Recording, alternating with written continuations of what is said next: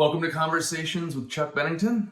I'm Chuck Bennington, and I don't know it all, and I don't pretend to, but I do know that I love my son, and I want him to have a better, faster, smoother journey through the trials and tribulations of life than I had myself.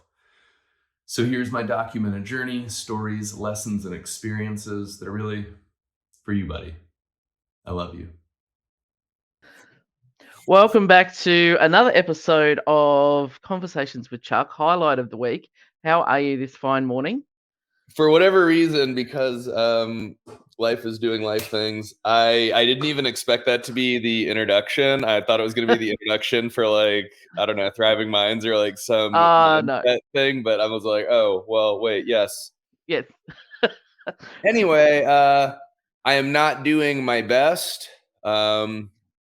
Just crazy, distracted, busy week. For context, today is September 15th, which is the due date for business state taxes in Texas. So for 2021, because it was extended, it was a transition year of a holding company into a new LLC. So with that, two sets of all the registration things, two sets of all the Stripe things, two sets of all the payroll things, two sets of two sets of Everything. all the things to go through and verify, but then also two sets of docs to approve and sign for. So Yeah. anyway, whatever, that's just me bitching, Hectic. but that gives a little bit more context. Vanessa just left to go back out of town. Again, this I think will be her third weekend in a row. This is the laundry mountain that has accumulated in the last few days of trying to just get caught up on stuff. So anyway, whatever. I'm just rambling and bitching.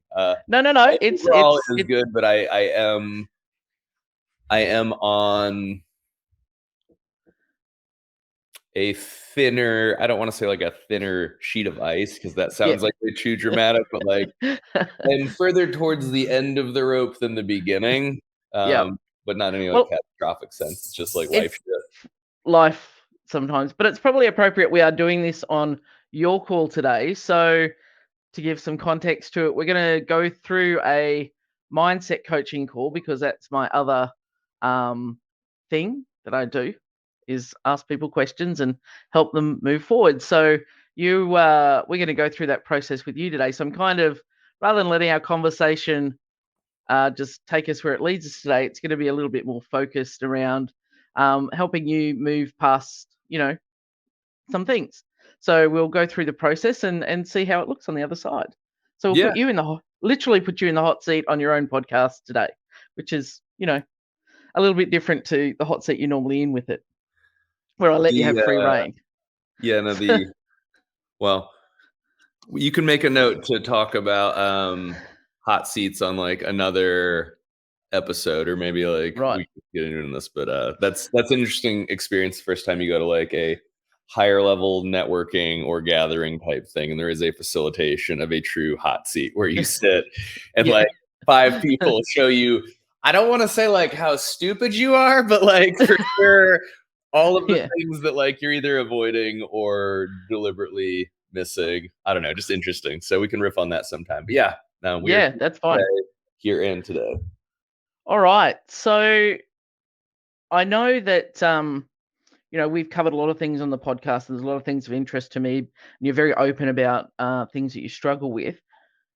What is, and I know that you've given me the background of the I guess a current issue. So in your own words, what is something that you see is a major struggle for you, as in right now? So for a little bit more info on Lisa's intake questionnaire that she sends to her mindset coaching clients, what I had reported on there was really the issue for me is focus at the moment. And I think that's a little bit broad. So speaking to it with maybe more words and then working backwards to consolidate to less. Lack of clarity might be analog, but not that I am confusing the two, but they're certainly related. So some lack of clarity makes it harder to focus because you don't know the things to focus more specifically on. Yep. I do know that for sure, especially over the time period of COVID to present, I have become much more distractible relative to a skill. Yes. I have noticed also as, Reels, Shorts, TikToks have really changed so much of the social media landscape. I feel that that's a fucking super dangerous, very, very shady thing that makes me very uncomfortable because at least my own experience of it is that I feel my attention span slipping. Mm. And I And I feel to some degree that that's, engineered, but whatever, like, doesn't fucking matter because like, we're here now. But I have noticed that my attention span is harder for me to maintain. mhm, It is harder for me to task switch between the pieces of shallower work that are just necessary. If I can get into and so, like, as maybe a little bit more info, if I can get into a deep work state, I can focus for sure mhm, effectively. I'm very happy to write for significant periods of time. I'm very happy to coach for significant periods of time. mhm. But I guess that's the nature of deep work, so that Yeah. isn't really as relevant. And deep work can be intense and not necessarily a space that you want to live in all the time as well. I mean, we do need focus, or lack of clarity can present in a variety of ways and impact a variety of aspects on our lives from, having a pile of laundry in the kitchen or trying to organize, adult stuff and can cause that. So how does the lack of clarity, lack of focus generally make you feel on a, day-to-day basis as a when you reflect on that you Um, I I try to pay attention to shit, and so I notice that, like, faster way, way, way less respiration or way faster, shallower respiration. Either I'm, like, feeling fucking anxious, I'm like, "Oh, yeah, you're holding your breath, stupid." Yep. Um, like, racing thoughts would be a common term Mhm. piece in a lot of that Yep. is mental task switching, just Mhm. even the even the idea of trying to keep track of all of the things, Mhm. being aware that that is a mental toil in and of itself, even though I do, consistently, like, I write shit down, I journal, like, I Mm. have lists, like, I understand, like, the structures and frameworks, but Mm.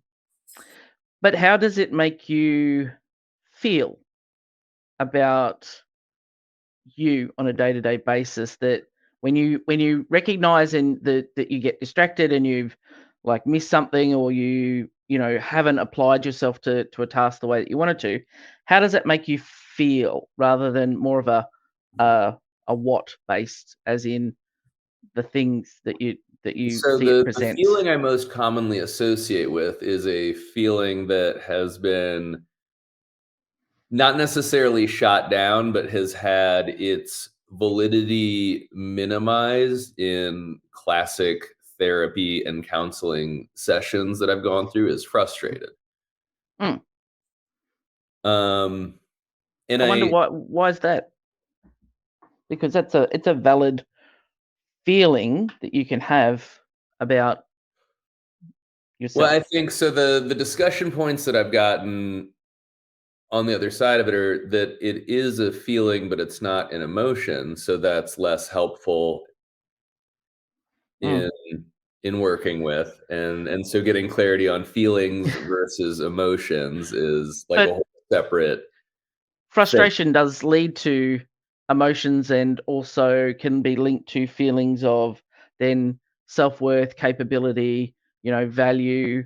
Um, frustration can take you through that whole gamut of stuff. So I think that it's not something to be dismissed. And that's probably the difference between mindset coaching and then traditional therapy and counseling, is that we can be a little bit broader in some of our ways that we look at things in a more Well, I practical think sense. it's, also maybe some of my frustration, like past experiences in a similar kind of like context, but like without having to like clarify scope of practice and all like the Yeah. bullshit Yep. disclaimers. But at some point, at least for me, I don't want to continue to just dig towards like more of the problem. I would rather just be like, well, why don't we fucking solve it? Yes. If we know that like whatever issues exist, instead of just Yeah. like continuing to trace backwards, so long as we have a reasonable assumption of like these are some things that make it better rather than worse, then like fuck, you can at least make it better rather than worse, rather than just like Keep continue talking about the or go stuff. backwards. Yeah.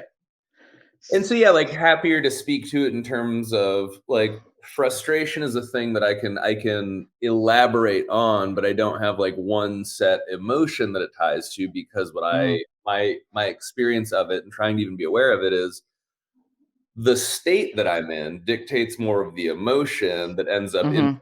influencing what that frustration triggers. Yep. And that's an important link to make, in that people can feel frustrated, but they're not understanding the, you know, what that then triggers, as in regard to, so you said that sometimes when you feel like that, you've noticed it makes you anxious when you feel like you've got short attention, or you're distracted, or, you know, then that can lead to a whole heap of other things. It's being able to follow that little rabbit down the hole, I guess. Um, why does this present as an obstacle for you, as in focus? What does it, you know, stop you from how do you think your life would be different if you are more focused? To rephrase that question. Um,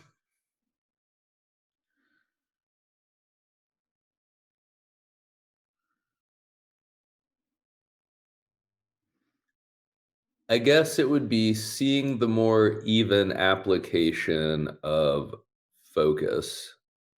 Um, it's obvious from our chats previously and the things that we have talked about and what you see on social that when I am with my family, it is very simple, very easy for me to focus. And I mentioned Mm, earlier when I'm in deep work, it's easy mm, for me to focus. And so maybe it's an unreasonable expectation to try to have that amount of focus to things that are intentionally by their nature shorter focus things, but the frustration is it just feels like there's this one piece that's a big giant cluttery mess, and I know a lot of one of the frustrations is a knowing waste of time and energy mhm. because of the distracted nature of the work, the shallowness of the work, the back and forth and lack of like closure and congruence, because they're just like tasks. Yep, yep. And it can sort of feel like, if it's not, because of the nature of who you are, if it's not something that you feel like is adding significant value or meaning, it can be, you know, something that you, a space that you're possibly less comfortable in being in. If I sat you down, I would put money on the fact, if I sat you down and we got into a deep reflective conversation, you could be totally present and focused on that for, you know, however long we went through that process. But giving some just business as usual, I guess, tasks makes it harder, because they don't doesn't necessarily, you know, um, fuel the engines. Would that Yeah. be a fair assumption? Yeah. I mean, that's Mm. definitely like a piece of it for sure. So for you, when you're focused, you've described that as being deep work, or, you know, um, not, you know, distracted by all the shiny lights and heading down different rabbit holes. Um, how does that practically, or how does being focused in that way, like, how does that make you feel when you're in that state? How do you feel about you, you know? I don't think it's anything massively esoteric. It's just the knowledge that like this time is better spent, more Mhm, is getting done, more values being created. We're making a better use of the finite time and energy that does mhm, exist. And so just, even in kind of like what we've gone through in the last 14 minutes and in talking through it a little bit more, I guess that what is focus, and maybe to use more of the words that we've already gone through in the coaching call so far is focus is probably the ability to operate absent of being distracted. And so that's Mhm. probably the bigger issue is rather than like I'm bothered by not being focused, it's that I'm bothered by being easily distractible. Yep. And Okay. that is easier to probably like work on. Well, that provides a few practical things and tools that we have for that. But I know that you said you've felt this since COVID, particularly, and I think that's a lot of people because it's not uncommon from other clients I've worked with in that COVID has created a whole where we all went inside for a while. We've been isolated, kind of. We do more virtually online, and it's created that if you're in an office and you're having meetings, you're probably going to have less in a day than what you now can do via Zoom. So everything's next, next, next, next. You back them up, one after the other.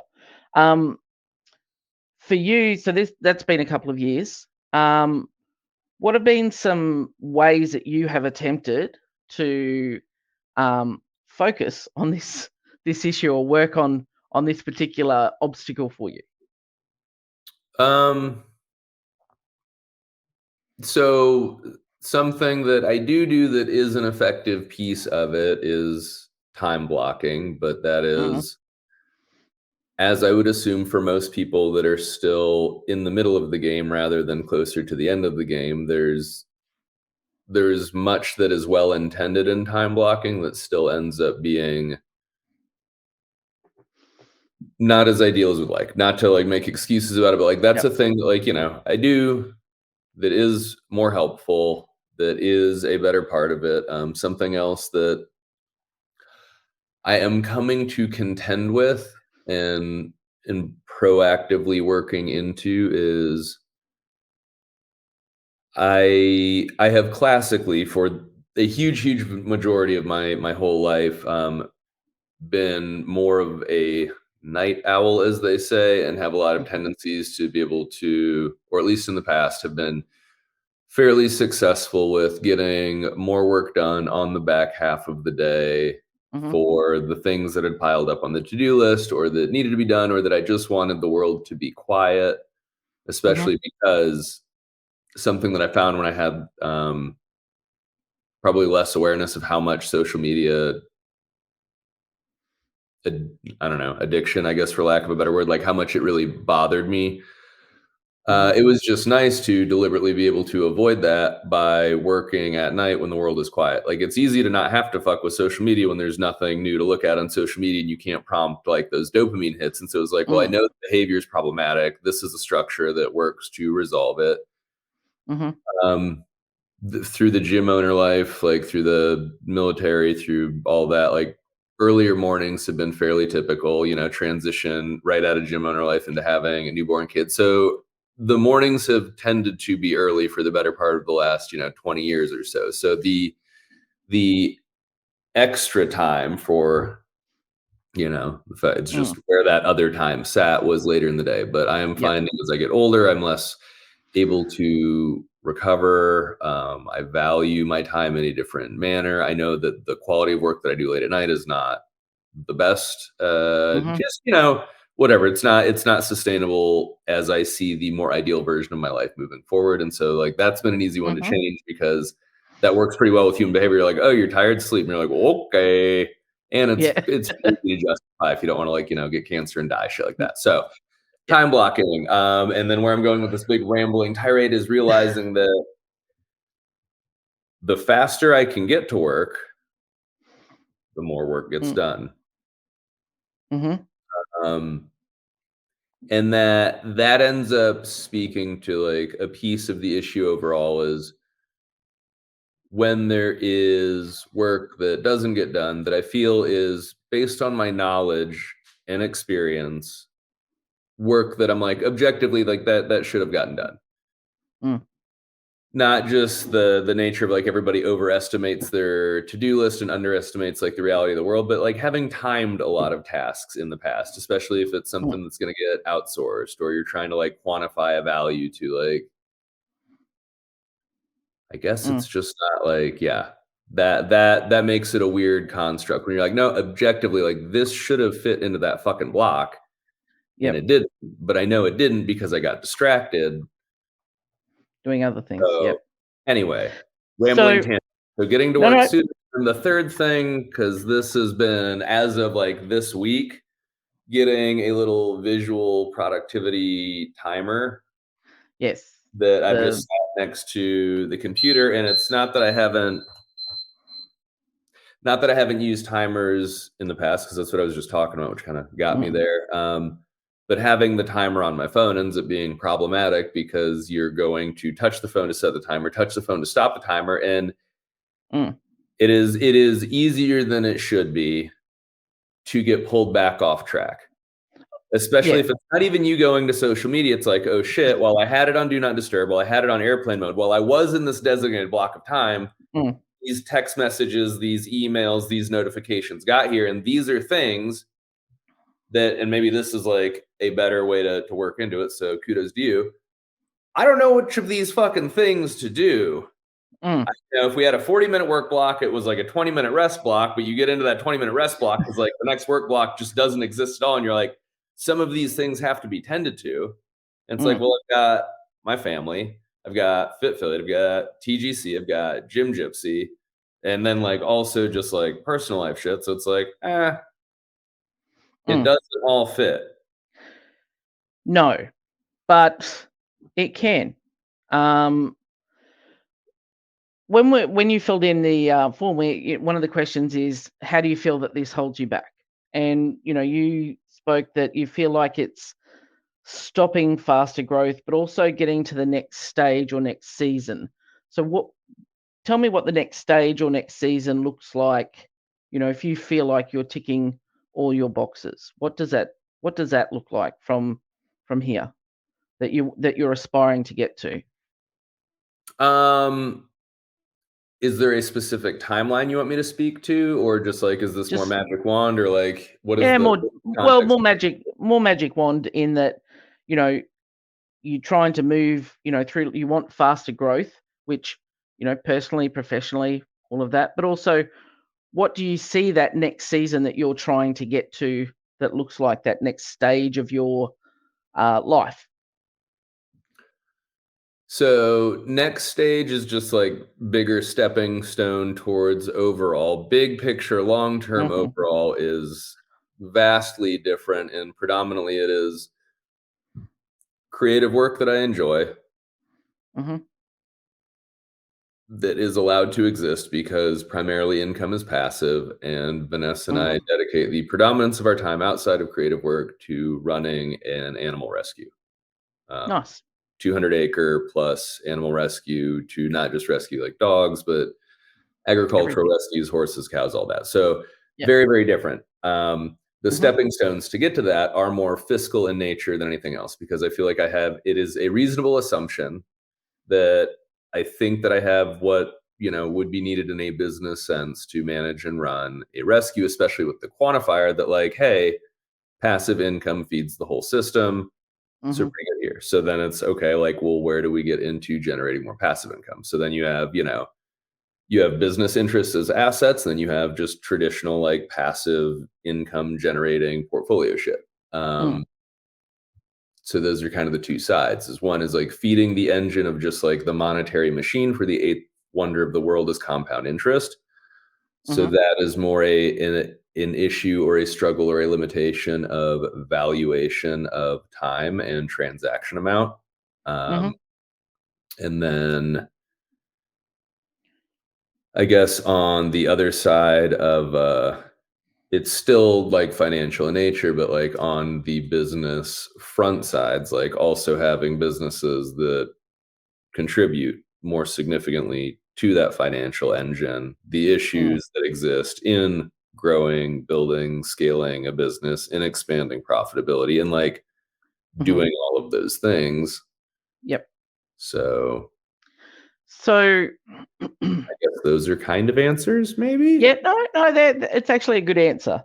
And it actually can guide some of that decision making when you're talking about having all of this stuff that's just flowed into your inboxes and your notifications while you were working on task A, and you spoke about seeing all that and going, well, how does all this fit in? It fits. You wear a lot of hats. There's no doubt about that. You have a lot of priorities that at times would be conflicting. But I think some of that can be driven and filtered through and this is something that a lesson that, I've gained through working with you guys at Affiliate in regards to when we define what we want our affiliate to be, what's our just cause, what's our mission. So then everything that we're doing, is that pushing us towards that or further away from that? And if it's not pushing us towards that, then is that something that we need to even do at all? So when you're looking at this pile of stuff that comes in, having that overarching, this is the goal, this is the nirvana, I guess, of what I'm working towards. What in these things is helping me get to that faster and move that needle forward? And that can also drive some of the behaviors around being able to prioritize some things. Prioritize isn't really the word I'm looking for, but also sort things to where it's more appropriate. And when you're not focused on some of those smaller things that are really less, that aren't any real key part in taking you towards that end goal or helping things progress, it's easier to not then feel that frustration about feeling lack of focus because you're working on the things which are, you can actually see them taking you forward. Does that make sense? Yeah. So, it's easy to be overwhelmed and you're doing all the things. So the timer, the do not disturb mode, the whole thing.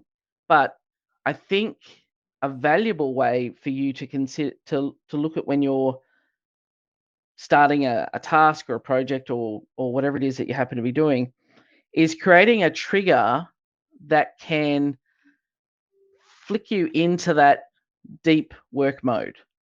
So it's like a switch because you don't want to be in there all the time. It's very draining. It's very intensive, and even though it's enjoyable and you're usually doing stuff you're deeply passionate about, it still takes a drain mentally and even physically to a degree. So we want to be able to flick into that and out of that as we need. So then we can conserve our brain space and our bandwidth and just switch off when we need to, because we need that to cycle up for the next period of deep work. Does that make sense? So the trick is in developing that little trigger. Now, when you are playing with Liam, as an example, and the other day I saw that you're engaging in some T-Rex wars with him, and he says to you, "Hey, Dad, I want to play T-Rex with you," and you're like, "Yep, cool. This is, I've got a window of time here. This is what we're going to do." What do you do to ensure that you can be completely present with him in that moment? What's your do you have a like a conscious process, or is it like, cool, I'm now playing with Liam, phone's off, it's in another room, I'm, That's, I mean, more often than not, phone deliberately stays on me in my pocket because you probably guessed that I take a fair number of pictures and videos. Yep. Yep. So it's, yeah,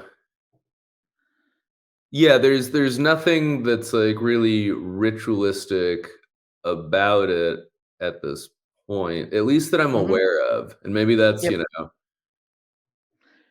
Yeah, so nothing specifically intentional that you do consciously goes, now is Liam time. You're like, no, phone that's goes in the drawer I and think because I value that so highly, yep.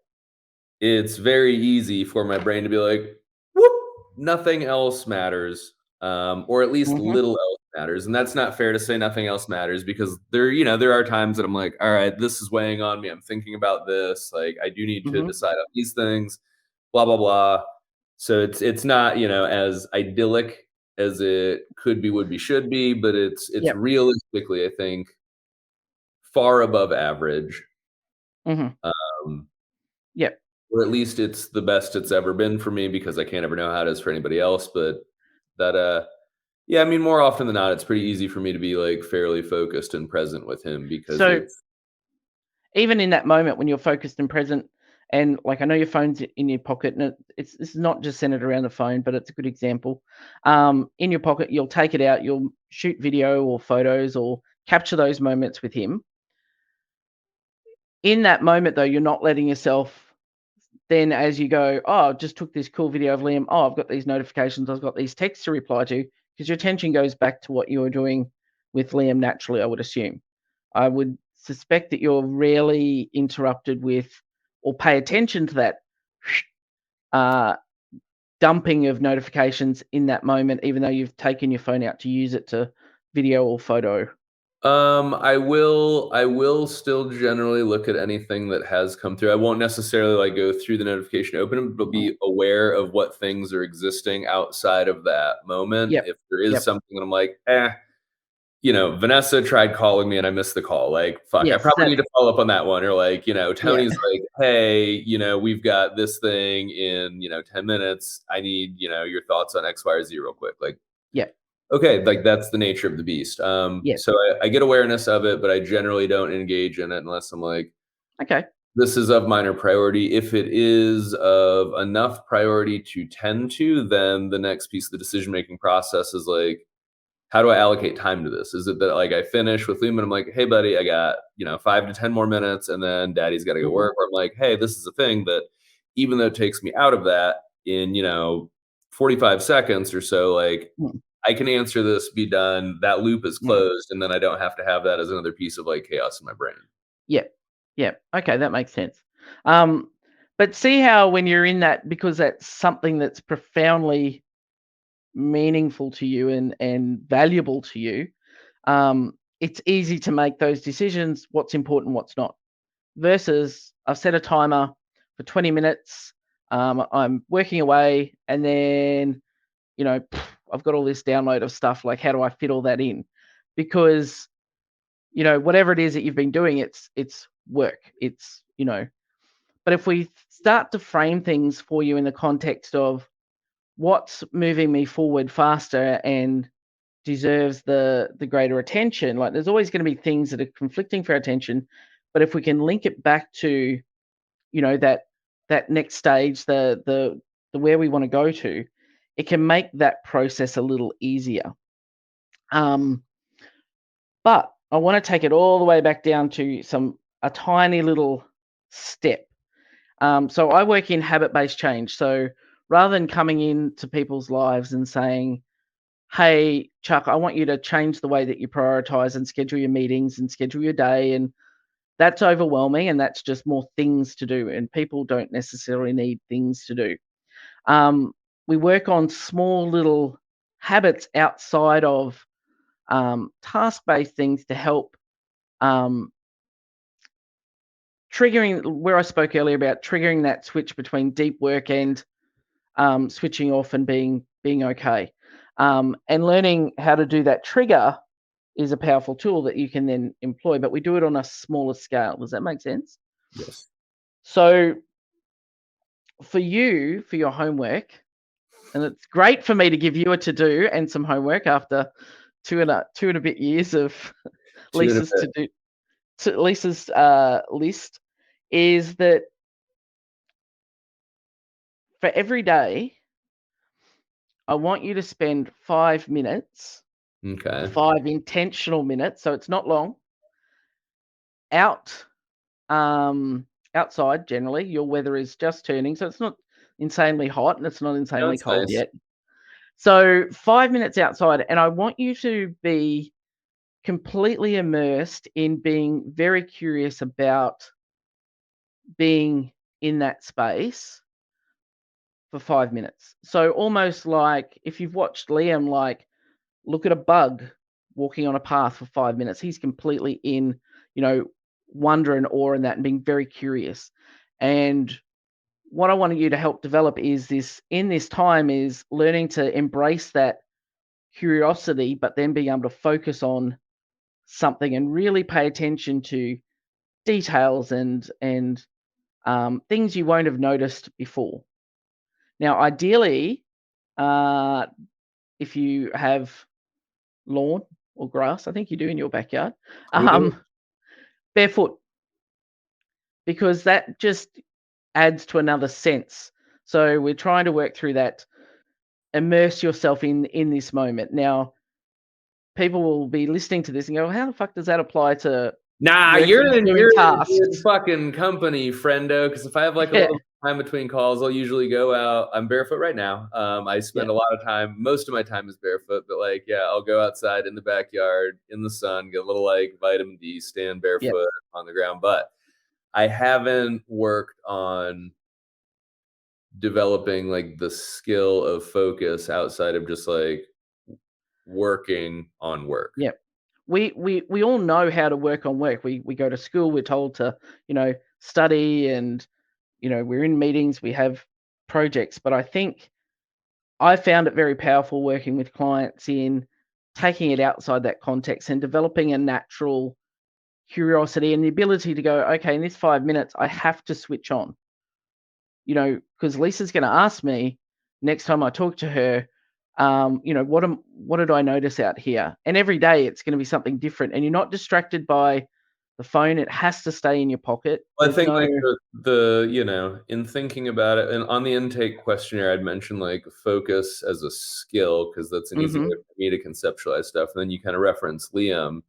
mm, He's 4.5 right now, and that's a big stage that he's going through, especially when we're driving, is just not intense focus, but distracted focus. Really just, mm, observing the world for the sake of observing the world. And so like, mm, is that where we start to learn focus outside of application on a thing? Because you can focus when he's playing on a thing, but mm. we have to kind of build that from somewhere. So yeah.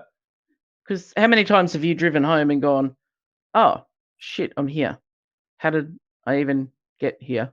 And I've arrived at home sometimes. I went, oh, I was waiting to pass XYZ shopping center because I was going to go in there, and I'm like, and I'm home. I don't know when that happened. So this And this is a good thing that I think speaks to something that you mentioned earlier, is that actually very, very rarely happens to me. okay, that's good. Because and like this is a thing that I know that I very much so enjoy and value driving. Okay, there you Like go. if money were no object and I Yeah. had a magic wand, the garage would be very stupid and irresponsible. And that would be most of my days would just be spent Yeah. driving. And so I genuinely enjoy driving. And that's in because the value structure is so high, hmm it is So simple for like the focus to express itself. So again, see how that's a little repeating pattern, is that the focus and the value of engaging with Liam is so high, so you can be very switched on in that. The same as when you're driving, you have a lot of value around that. It drives certain feelings and things within you, and it's easy then to get lost in that, and not lost as in not, you're very present while you're doing that, but you're not thinking about 30,000 other things that are coming Right. in. So just for our last couple of minutes, just to you know wrap on that, is just having that daily task, one little thing, 5 minutes, because people will say, oh, I'm really busy. We've all got 5 minutes, and we've all got 5 minutes. We waste heaps of time, but if you go out there, and it's not necessarily a time for like you and Vanessa and Liam can go out in the yard, but it's not necessarily a time that I want you to be downloading about your day. It's actually, I'm going to stand here and I'm going to pick something and I'm going to be super, super, super curious about it. I've the patterns on a tree trunk and stuff like that. Like, just find something that you can totally be present and find a little bit of joy in being completely curious about for that 5 minutes. Okay. That's your homework. Easy peasy lemon squeezy. All right, my friend, this has been enjoyable. Have you found it productive today? Yeah, I think yeah, that in hindsight that seems like obvious, like but no, I do enjoy that. Yeah, Yeah, cool. go go pay All attention. right. All right. Thank you for your time. All right, thank you. Thank you so much for listening to another conversation with Chuck Bennington. Hope it was enjoyable for you. Hope there was some value and some benefit in it. Maybe even had a laugh or two. Even though these are primarily for me and Liam, we sure love to help a friend in need, because it's a friend indeed. So if there was some piece of it that was good, please feel free to share it with somebody else and pay it forward. If you think what we're doing is rad and you want to support it, please just like, subscribe, share, tell a friend. Appreciate you, dudes.